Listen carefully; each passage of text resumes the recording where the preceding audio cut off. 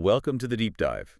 We're your shortcut to getting deep insights fast. That's the goal. And today, we're really digging into someone quite remarkable, Dr. A.P.J. Abdul Kalam.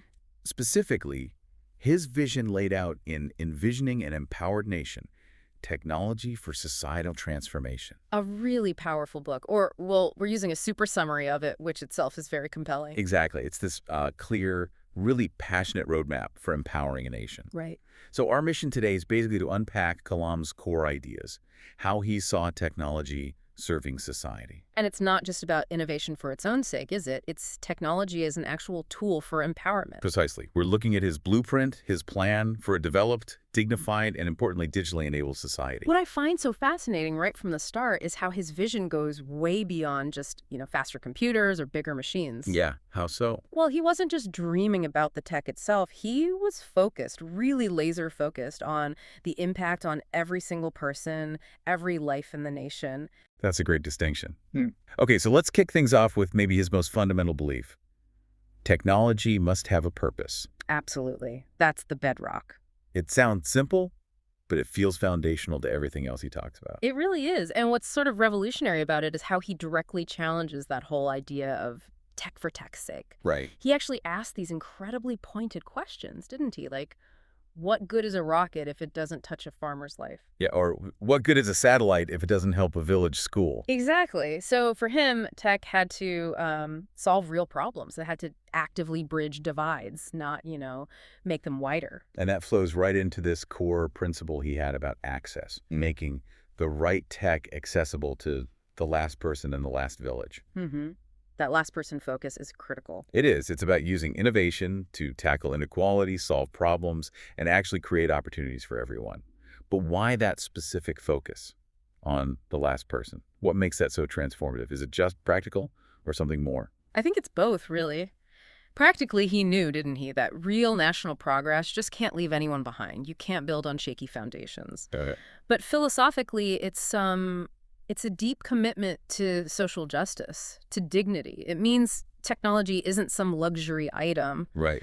It's a fundamental tool, maybe even a right for upliftment. And this commitment, especially to the rural majority, brings us to, well, one of his most famous ideas. Yeah. PURA. Yes, PURA, providing urban amenities in rural areas. Not about moving people to cities, but bringing the city's benefits, the essential ones at least, out to the villages. Precisely. He pictured these PURA hubs, these clusters, providing, the basics like good roads, clean water, reliable power. The infrastructure. The infrastructure, yeah, but also more. Things like skill training, local jobs, good schools, decent healthcare, and internet access everywhere. Wow. Imagine thousands of PURA hubs, he said, transforming village clusters into real economic and knowledge zones. That is incredibly ambitious. Thousands of hubs. How did he see that working? Like the funding, the management, did he have models in mind? He was big on public-private partnerships, leveraging local entrepreneurs, local communities, alongside government support. The idea was making them self-sustaining, using local resources, empowering the communities themselves, a real bottom-up approach, not top-down orders. That makes sense. That focus on holistic development, rural development, it also ties into how he defined a developed nation, doesn't it? It wasn't just about the money, the GDP. No, not at all. He laid out these 4 pillars. Right. What were they again? Okay, so first, economic growth powered by knowledge. That's in there. Standard enough. But then second, national security rooted in self-reliance. Very important for him. Okay. Third, and this connects back, technological innovation for grassroots impact, what we were just talking about. Right, the PURA idea, the inclusive tech. Exactly. And fourth, maybe the most unique moral and spiritual leadership in the global arena. Moral and spiritual leadership. So it's this really holistic view. Human dignity, empowerment, national pride, just as important, maybe more so, than just the economic numbers. Completely. It really makes you question how we usually measure success for a country, doesn't it? It really does. Yeah. And, talking about national success, his own journey is full of these amazing stories. Yeah. From ISRO and DRDO. Oh, yeah. Those anecdotes are fantastic. And they're not just feel-good stories. They really illustrate his whole philosophy in action. Like what? Well, he talks about launching India's first satellite vehicle, the SLV-3, and the Agni missile program. Huge challenges. Right, symbols of self-reliance. Exactly. And the teamwork, he always emphasized the teamwork, like with the light combat aircraft. So these weren't just engineering projects for him, they were proof points. Proof points of what India can achieve when science and purpose unite. That was his phrase. And he connected it back to the common person too, right? Like satellite tech helping farmers. Yes. Predicting monsoons, tracking cyclones, helping agriculture. Yeah. It showed that these high-tech, ambitious projects could have real, tangible benefits for ordinary people. It built national confidence. That confidence, that sense of purpose. It seems like he wanted to pass that on, especially to young people. Well, absolutely. His faith in the youth was immense. He called them the most powerful weapon a country has. A weapon for good, presumably. Yes, exactly. A force for positive change. He urged schools and colleges to ignite creativity. That was the key word, ignite. Not just fill heads with facts. No. He wanted students trained not just for a job, but for a mission to uplift society, to be active participants. That's a big ask. He urged them, dream big, work hard, and think about the nation. It shifts the whole focus, doesn't it, from just my career to our collective progress. It does. But how did he see innovation fitting in with this mission-driven youth? What kind of innovation did he value most? Well, definitely not just flashy gadgets. For Kalam, the innovation that mattered was inclusive tech. Inclusive tech, meaning? Meaning tech that included everyone, that didn't widen the gap between the rich and poor. He championed things like solar-powered lights for villages without electricity. Okay, practical stuff. Really practical. Cost-effective water purification. E-governance kiosks so people in villages could access records easily. Remote healthcare. Telemedicine. So basically, low-cost, scalable, homegrown innovations. Yeah. Things that genuinely make life better for the average person. That's it. Low-cost, scalable, and importantly, homegrown. Developed in India for India's needs. It sounds great, obviously. Yeah.